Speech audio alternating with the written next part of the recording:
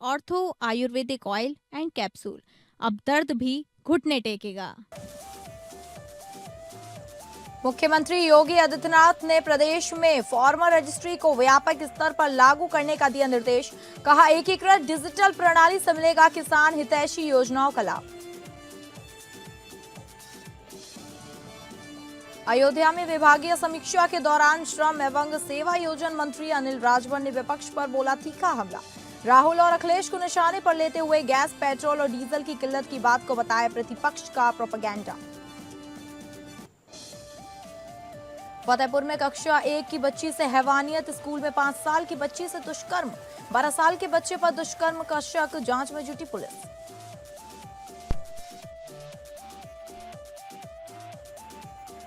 नमस्कार, आप सभी का स्वागत है उत्तर प्रदेश बुलेटिन में और मैं हूं आपके साथ अंकिता सिंह। शुरुआत करेंगे बुलेटिन की, जहां मुख्यमंत्री योगी आदित्यनाथ ने प्रदेश में फार्मर रजिस्ट्री को व्यापक स्तर पर लागू करने के निर्देश देते हुए कहा कि सभी किसानों का पंजीकरण प्राथमिकता के आधार पर सुनिश्चित किया जाए। उन्होंने निर्देश दिया कि यथाशीघ्र प्रत्येक ग्राम पंचायत में विशेष शिविर आयोजित कर किसानों को फार्मर रजिस्ट्री से जोड़ा जाए, ताकि कोई भी पात्र किसान इस व्यवस्था से वंचित न रहे। मुख्यमंत्री ने कहा कि राज्य सरकार फार्मर रजिस्ट्री को कृषि क्षेत्र में एकीकृत लाभ वितरण प्रणाली के रूप में विकसित कर रही है। इसके अंतर्गत कृषि विभाग तथा अन्य संबंधित विभागों को सभी लाभार्थी परक योजनाओं को फार्मर रजिस्ट्री से जोड़ा जा रहा है, जिससे किसान को विभिन्न योजनाओं का लाभ एक ही पहचान के आधार पर सरल और व्यवस्थित तरीके से प्राप्त हो सके। उन्होंने निर्देश दिए कि प्रधानमंत्री किसान सम्मान निधि, फसल बीमा योजना सहित अन्य योजनाओं में यदि लाभार्थियों के नाम या अभिलेखों में कोई त्रुटि अथवा असंगति है तो उसे आधार से लिंक कर प्राथमिकता के आधार पर संशोधित किया जाए। साथ ही प्रत्येक पात्र किसान को नुकसान पहचान पत्र बनवाना सुनिश्चित किया जाए, जिससे योजनाओं के लाभ वितरण में किसी प्रकार की बाधा न आए और पात्रता का सत्यापन सुगम हो सके। मुख्यमंत्री ने कहा कि कृषि विभाग अपनी सभी योजनाओं को फार्मर रजिस्ट्री से जोड़ने के लिए आवश्यक तकनीकी व्यवस्था निर्धारित समय सीमा में तैयार करे और विभागीय पोर्टल को 1 मई 2026 तक पूर्ण रूप से क्रियाशील बनाया जाए।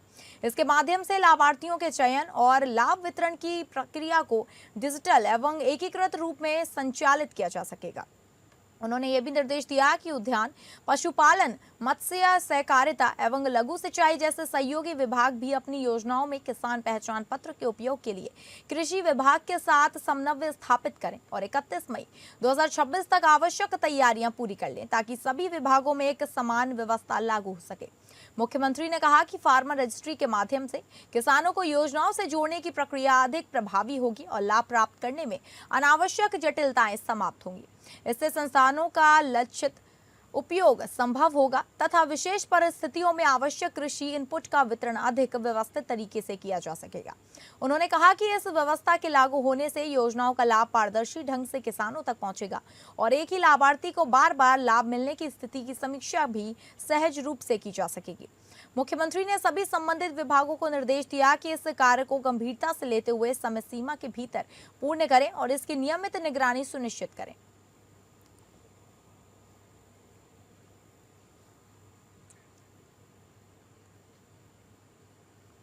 अयोध्या में विभागीय समीक्षा के दौरान श्रम एवं सेवा योजन मंत्री अनिल राजभर ने विपक्ष पर तीखा हमला बोला। उन्होंने खास तौर पर राहुल गांधी और अखिलेश यादव को निशाना पर लेते हुए कहा कि गैस, पेट्रोल और डीजल को लेकर किल्लत की बात पूरी तरह प्रतिपक्ष का प्रोपेगेंडा है।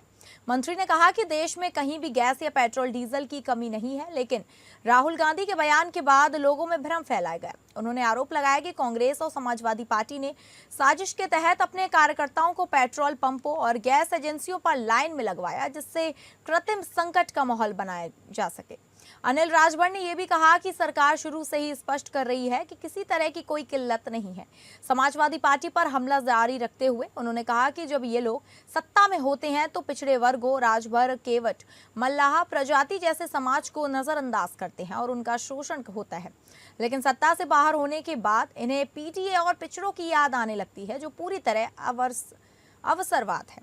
2027 के चुनाव को लेकर अनिल राजभर ने भरोसा जताते हुए इस बात का भरोसा जताया कि भारतीय जनता पार्टी हर समय चुनाव के लिए तैयार रहती है और अगली बार भी सरकार बनाकर रहेगी।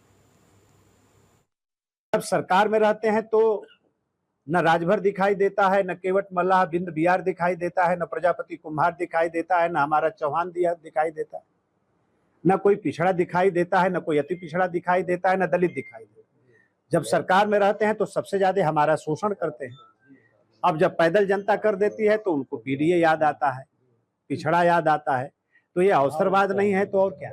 आज उसकी भी हम समीक्षा करेंगे और जल्दी हर जनपद में सामूहिक विवाह इसी लगन में हर जिले में सामूहिक विवाह की भी हमारी योजना है और हर जिले में सामूहिक विवाह भी कराएंगे। कैबिनेट मंत्री ओपी राजभर ने समाजवादी पार्टी पर निशाना साधते हुए गुजिया सेवई पार्टी को लेकर तंज कसा। उन्होंने आरोप लगाया कि पार्टी में आंतरिक विरोध और मारपीट जैसी घटनाओं के बावजूद लोग सिर्फ टिकट की उम्मीद से जुड़े रहते हैं। सपा कार्यालय में आयोजित गुजिया सेवई पार्टी पर कैबिनेट मंत्री ओपी राजभर ने तीखा हमला बोला। राजभर ने कहा कि सपा में मार खाने वाले और मरने वाले सब एक जगह इकट्ठा है।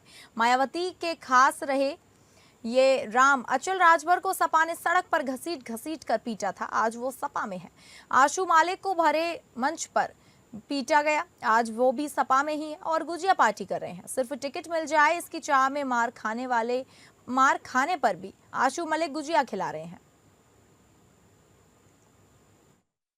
कि लात खा रहे हैं और सेवई गुजिया खिला रहे हैं। मारने वाला और मार खाने वाला दोनों एक जगह हो गए हैं। अभी हमने देखा कि जब 2 जून की घटना मायावती जी के साथ हुआ था तो उसमें एक राजभर जी को सड़क पर घिरा के मारते हुए ले जा रहे थे। एक सपा के पवन पांडे जी हैं और रामचल जी को वहीं सड़क पर घिरा मारे 2016 की बात है, उलाट दिए। आज दोनों सब एक जगह हैं। वही कह रहा हूं ना कि मार खाने वाले अब मारने वाले सब इकट्ठा हैं और मुसलमान जो लात खाने वाला है, ये लात खाने वाले लोग सेवई या गुजिया खिला रहे हैं कि कम से कम मालिक खुश रहे, नाराज ना हो, टिकटवा मिल जाए, यही वजह गुजिया खिला रहे हैं। बाराबंकी जिले में हुए चर्चित हत्याकांड के बाद मंगलवार को प्रदेश सरकार में कैबिनेट मंत्री ओम प्रकाश राजभर पीड़ित बबलू राजभर के घर पहुंचे। उन्होंने करीब 1 घंटे तक परिवार के साथ समय बिताया, शोक संवेदना व्यक्त की और मामले में कड़ी कार्रवाई का भरोसा दिया। उनके पहुंचने से परिजनों को बहुत कुछ सहारा मिला और न्याय की उम्मीद जगी। मंत्री ओम प्रकाश राजभर ने अधिकारियों से मामले की गंभीरता से जांच कराने और दोषी को सख्त सजा दिलाने की बात कही। इस दौरान स्थानीय लोग और समर्थक भी बड़ी संख्या में मौजूद रहे। गौरतलब है कि शनिवार को दरियाबाद थाना क्षेत्र के पारा बेहटा गांव निवासी बबलू राजभर की बेरहमी से हत्या कर दी गई थी। इस घटना ने पूरे जिलों को झकझोर कर रख दिया था। रविवार को पोस्टमार्टम के दौरान सामने आए घटनाक्रम और परिजनों के आरोपों के बाद मामले ने और भी तूल पकड़ लिया, जिससे क्षेत्र में आक्रोश का माहौल बन गया। बताया जा रहा है कि बबलू राजभर अपने परिवार का मुख्य सहारा था और मजदूरी कर परिवार का भरण पोषण करता था। उसकी मौत के बाद पत्नी और छोटे छोटे बच्चों के सामने जीवन यापन का संकट खड़ा हो गया है। इससे पहले सोमवार को प्रदेश के श्रम मंत्री अनिल राजभर भी पीड़ित परिवार से मिलने पहुंचे थे और आर्थिक सहायता व सख्त कार्रवाई का आश्वासन दिया था। लगातार जनप्रतिनिधियों के पहुंचने से मामला सुर्खियों में बना हुआ है, जबकि पुलिस पूरे प्रकरण की जांच में जुटी हुई है। ओम प्रकाश राजभर ने कहा कि वह पीड़ित परिवार से मिलने और शोक संवेदना व्यक्त करने के साथ साथ मामले में हो रही कार्रवाई की जानकारी लेने आए हैं। उन्होंने कहा कि प्रदेश में कानून का राज है और कोई भी अपराधी बच नहीं सकता। पुलिस 24 घंटे के भीतर उसे जेल भेज रही है। यहाँ हम लोग दुख की घड़ी में आए हैं और ये जानकारी करने के लिए क्या कार्रवाई हुई। क्योंकि कानून का राज है, कानून के राज में कोई भी अपराधी अगर अपराध करता है तो 24 घंटे के अंदर पुलिस उसको जेल की सलाखों में पहुंचा दे रही है। यहाँ जो पीड़ित परिवार है, जिनके बच्चे की साथ घटना घटी है, जब उनसे पूछा गया कि पुलिस ने जो कार्रवाई की है उससे आप संतुष्ट हैं, तो वो भी संतुष्ट हैं, गांव के लोग भी संतुष्ट। उत्तर प्रदेश के जनपद रामपुर में एसपी विद्यासागर मिश्रा का 2 दिन पहले तबादला हुआ है। इसके बाद उनके स्थान पर महाराजगंज से स्थानांतरित होकर रामपुर पहुंचे आईपीएस सोमेंद्र मीणा ने पुलिस कप्तान का चार्ज संभाल लिया है। रामपुर पहुंचे नवनियुक्त पुलिस कप्तान सोमेंद्र मीणा ने मीडिया से रूबरू होकर अपनी कार्यशैली को सामने रखा। उनका कहना था कि अपराधियों के खिलाफ सख्त एक्शन लिया जाए, वहीं नारी शक्ति को लेकर संजीदगी के साथ हर कदम उठाए जाएंगे। यही नहीं, अपराधों और गौकशी की घटनाओं को अंजाम देने वाले अपराधियों को किसी भी कीमत पर बख्शा नहीं जाएगा। को टास्क दिया जाएगा, संबंधित सभी पुलिसकर्मियों को ब्रीफ किया जाएगा कि अपना व्यवहार बहुत अनुशासित रखें, जन सुनवाई बेहतर करें, जो भी एप्लीकेंट आते हैं उनको सुनें और ससमय उसका निस्तारण करें। सभी थाना प्रभारियों के साथ में आगामी दिनों में एक क्राइम मीटिंग की जाएगी, जिसमें सभी को ब्रीफ किया जाएगा कि संगठित अपराध पर वो किस तरह से योजनाबद्ध तरीके से कार्य करेंगे और उस पर नियंत्रण स्थापित करेंगे। साथ साथ में जो हमारे टास्क एरिया होंगे वो मुख्यतः होंगे महिला संबंधी प्रकरण, जिनमें त्वरित कार्रवाई होगी। यदि ऐसा कोई भी प्रकरण आता है थाने पर तो उसका तुरंत संज्ञान लेते हुए उसमें सक्रियता से कार्रवाई की जाएगी। कानपुर पुलिस कमिश्नरेट की सेवाएं और भी बेहतर हो सके, इसके लिए कानपुर पुलिस को नई इनोवा वाहन डायल 112 के बेड़े में 19 गाड़ियां शामिल की गई। इससे किसी भी घटना में पुलिस को पहुंचने में आसानी होगी। सभी गाड़ियों को पुलिस कमिश्नर रघुवीर लाल ने हरी झंडी दिखाकर रिजर्व पुलिस लाइन से रवाना किया है। पुलिस कमिश्नर रघुवीर लाल ने कहा कि शहर में कोई भी घटना घटती हो, कोई भी इवेंट होता है तो पीआरवी का एक बड़ा योगदान होता है। हमारे पीआरवी के बेड़े में 19 गाड़ियां शामिल हो गई हैं। अब हमारे पास 190 गाड़ियां उपलब्ध हो चुकी हैं, क्योंकि पीआरवी 5 से 6 मिनट के अंदर घटनास्थल पर पहुंच जाती है। इसी को लेकर हमारे संवाददाता ने आईपीएस शिवा सिंह से खास बातचीत जानकारी ली। कानपुर में अपराधों को कम करने के लिए 112 में 19 और इनोवा वाहनों की बढ़ोतरी की गई है, जिसको लेकर के बातचीत करने के लिए हमारे साथ मौजूद हैं आईपीएस शिवा मैम। उनसे जानेंगे कि क्या कुछ खास होगा और किस तरीके से अपराधों पर अब नियंत्रण किया जाएगा। मैम, जो गाड़ियां अभी और 19 एड ऑन की गई हैं, इनको लेकर के क्राइम पर किस तरीके से अब 112 काम करेगी? देखिए, 112 का जितना भी डिप्लॉयमेंट शहर में होता है, बहुत ही स्ट्रैटेजिक रूप से एनालिसिस करके, जहाँ पे क्राइम की सूचनाएं आती हैं, जहाँ पर अन्य अपराध की सूचनाएं आती हैं, उनके हिसाब से किया जाता है। तो अब ये जो 19 की जनशक्ति जो हमारे पूरी फ्लीट में बढ़ी है, इससे हमें बहुत ज्यादा मदद मिलने वाली है। और टोटल अब हमारे पास 109 गाड़ियां हो गई हैं, जो त्वरित रिस्पॉन्स के माध्यम से अब हम क्राइम और क्रिमिनल्स को अच्छे से डील कर सकेंगे। जैसा कि आपने देखा कि अब जो है अपराधियों की खैर नहीं, क्योंकि और इसमें 19 वाहनों को और एड ऑन किया गया है। तो अब पुलिस जो है और तेजी से कार्य करेगी। जहां पर पहुंचने में पुलिस को 10 से 15 मिनट का समय लगता था और वाहनों की कहीं ना कहीं कमी देखी जाती थी, जिसको देखते हुए प्रशासनिक तौर पर गाड़ियों की और बढ़ोतरी की गई है। तो अब कहीं ना कहीं अपराधों पर अंकुश लगेगा। एपीएन न्यूज लिए कुणाल सिंह, कानपुर। अगली खबर का रुख करेंगे, जहां उत्तर प्रदेश के फतेहपुर जिले में एक सनसनीखेज मामला सामने आया है, जो धरती पर मानवता को शर्मसार कर देने वाला है। जहां केजी की मासूम बच्ची से हैवानियत की गई और आरोपी विद्यालय का ही पढ़ने वाला 11 से 12 वर्ष का किशोर है। राधानगर थाना क्षेत्र के प्राइवेट विद्यालय में 5 साल की मासूम बच्ची से दुष्कर्म की वारदात को अंजाम दिया गया। मासूम बच्ची की हालत खराब देखते हुए परिजनों ने हॉस्पिटल में भर्ती कराया गया, जहां चिकित्सकों ने बच्ची को भर्ती कर उसका इलाज करने में लगे हुए हैं। जबकि इस मामले में एसपी अभिमन्यु मांगलिक ने बताया कि एक 5 साल की छात्रा जो कि स्कूल गई थी, जिसके प्राइवेट पार्ट से ब्लड आने से परिजन उसे ले जाकर हॉस्पिटल में दिखाया, जहां चिकित्सक ने बच्ची के साथ गलत कृत्य होने की बात कही, जिसकी जानकारी परिजनों ने थाने में दी। पुलिस फोर्स मौके पर पहुंचकर जांच पड़ताल की, लेकिन बच्ची आरोपी को नहीं पहचान पा रही थी। इस घटना को अंजाम देने वाला आरोपी 11 से 12 साल का छात्र हो सकता है, लेकिन उसे अभी तक पहचान नहीं किया जा सका है। पास्को एक्ट की धाराओं में मुकदमा दर्ज कर कार्यवाही की जा रही है। बच्ची को मेडिकल परीक्षण के लिए भेज दिया गया है। कल देर रात्रि एक प्रकरण थाना राधानगर में आया था, जिसमें एक बच्ची के परिवारजन आते हैं वहां पर थाने पर। उनके द्वारा ये बताया जाता है कि उनकी जो 5 वर्षीय बेटी है, वो खंबापुर क्षेत्र में स्थित एक प्राइवेट स्कूल में, जो प्राइमरी स्कूल है, जो 8वीं क्लास तक जिसमें बच्चे जाते हैं, उसमें पढ़ती थी। और उस दिन कल ही दोपहर को जब वो आती है तो वो शिकायत करती है कि उसकी कुछ प्राइवेट पार्ट में परेशानी हो रही है, दिक्कत हो रही है। यही बात सुनकर उसके घर वाले उसको डॉक्टर के पास लेके जाते हैं। उसका जो आंतरिक परीक्षण है वो होता है, तो डॉक्टर के द्वारा उसमें कुछ दवाइयाँ लिखी जाती हैं और उनको डिस्चार्ज कर दिया जाता है। बदायूं जिले के थाना उजानी क्षेत्र के बरेली मथुरा हाईवे पर दहेमू पुलिया के पास एक दर्दनाक सड़क हादसा हो गया, जहां डबल डेकर बस और पिकअप वाहन के बीच आमने सामने की भीषण भिड़ंत हो गई। हादसा इतना जबरदस्त था कि पिकअप में सवार थाना उजानी क्षेत्र के सावंती नगला गांव के रहने वाले 42 वर्षीय दुर्गेश व राजस्थान के रहने वाले 30 वर्षीय दिनेश की मौके पर ही मौत हो गई। जबकि पिकअप में सवार जनपद बरेली के थाना आंवला क्षेत्र के नंदगांव के रहने वाले 38 वर्षीय महेश व जनपद मऊ के 30 वर्षीय नीबू लाल गंभीर रूप से घायल हो गए। परिजनों ने बताया कि वह सड़क बनाने वाली कंपनी में काम कर रहे थे। प्रत्यक्षदर्शियों के अनुसार दोनों वाहनों की टक्कर इतनी भीषण थी कि आवाज सुनकर आसपास के लोग मौके पर पहुंच गए और राहत बचाव कार्य शुरू किया। सूचना मिलते ही पुलिस भी घटनास्थल पर पहुंच गई और घायलों को तुरंत इलाज के लिए राजकीय मेडिकल कॉलेज भिजवाया गया। पुलिस ने मृतकों के शवों को कब्जे में लेकर पोस्टमार्टम के लिए भेज दिया है। हादसे के बाद कुछ समय के लिए मार्ग पर यातायात बाधित रहा, जिसे पुलिस ने कड़ी मशक्कत के बाद सुचारू कराया। घटना के बाद मृतकों के परिजनों में कोहराम मच गया है। पुलिस मामले की जांच कर रही है और हादसे के कारणों का पता लगाने में जुटी है।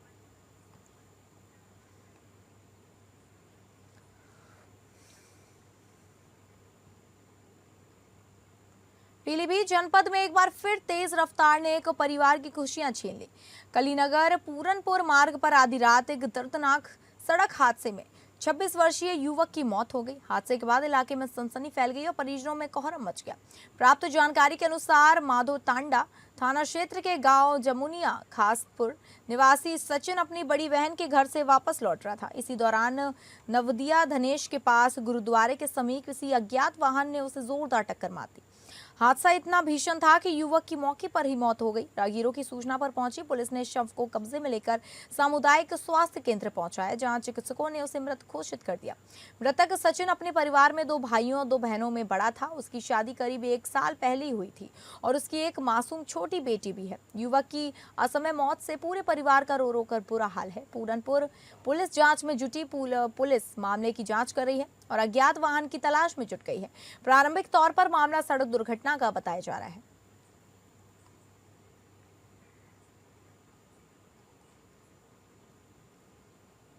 पीलीभीत के बीसलपुर में बीती 27 मार्च को जमीनी विवाद में खेत पर 2 पक्षों में तलवार और लाठियों से जमकर मारपीट हुई, जिसमें एक पक्ष के रवि के सिर में गंभीर चोटें आई, जिनका इलाज के लिए बीसलपुर सरकारी अस्पताल ले जाया गया, जहां डॉक्टरों ने गंभीरता देखते हुए पीलीभीत जिला अस्पताल रेफर कर दिया, जहां से परिजन उनको बरेली के प्राइवेट अस्पताल लेकर गए, जहां 31 मार्च को उनकी इलाज के दौरान मौत हो गई। परिजन उनके शव को बरेली के बीसलपुर घर लेकर आए और सामने ही बरेली बीसलपुर राजमार्ग पर शव को रखकर हत्या आरोपियों की तुरंत गिरफ्तारी की मांग पर उड़ गए। मौके पर पहुंचे प्रशासन ने समझाने का प्रयास किया, लेकिन परिजन किसी तरह बात मानने को तैयार नहीं हुए। इसके बाद एसडीएम, पुलिस क्षेत्राधिकारी और तहसीलदार के साथ भारी संख्या में पुलिस बल मौके पर पहुंचा। एसडीएम और सीओ ने परिवार को काफी देर समझाने के बाद कड़ी कानूनी कार्रवाई करने की बात कहकर किसी तरह जाम खुलवाया और परिजनों को अंतिम संस्कार के लिए राजी किया।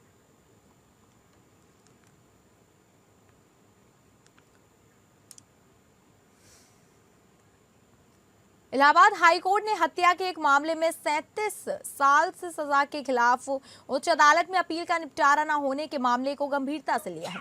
अदालत ने ऐसे मामलों में वकील मुहैया कराने वाली लीगल सर्विसेज अथॉरिटी में वकीलों के पैनल पर नाराजगी जताई है। इस मामले में न्यायमूर्ति सिद्धार्थ वर्मा और न्यायमूर्ति प्रशांत मिश्रा एक की खंडपीठ ने वकील आलोक रंजन मिश्र को बचे हुए दोषी की अपील पर बहस करने के लिए न्याय मित्र नियुक्त किया है। गौरतलब है कि हत्या के इस मामले में दोषी ठहराए गए प्रयागराज के फूलपुर निवासी 4 लोगों में से 3 भगवान दीन, गुरु दीन और रामदीन की मौत भी हो चुकी है। इलाहाबाद हाईकोर्ट ने 1988 से लंबित पड़ी एक क्रिमिनल अपील का अब तक निस्तारण न होने पर चिंता जताई। कोर्ट ने कहा कि लीगल सर्विसेज अथॉरिटी ने ऐसे वकील को पैनल में कैसे शामिल कर लिया जो 2 जगहों पर प्रैक्टिस करता है। कोर्ट ने निर्देश दिया कि लीगल सर्विसेज अथॉरिटी इस पहलू पर भी गौर करना चाहिए। कोर्ट को हत्या के दोषी पर 1988 में दायर की गई क्रिमिनल अपील पर वकील ढूंढने के लिए काफी मशक्कत करनी पड़ी। हत्या के इस मामले में 4 दोषियों में से 3 की मौत हो चुकी है और अब वे एक दोषी बचा हुआ है, जिसकी क्रिमिनल अपील अभी तक इलाहाबाद हाईकोर्ट में लंबित है। कोर्ट ने मामले की गंभीरता को देखते हुए अब इलाहाबाद उच्च न्यायालय के अधिवक्ता आलोक रंजन मिश्र को बचे हुए दोषी की अपील पर बहस करने के लिए न्याय मित्र नियुक्त किया है।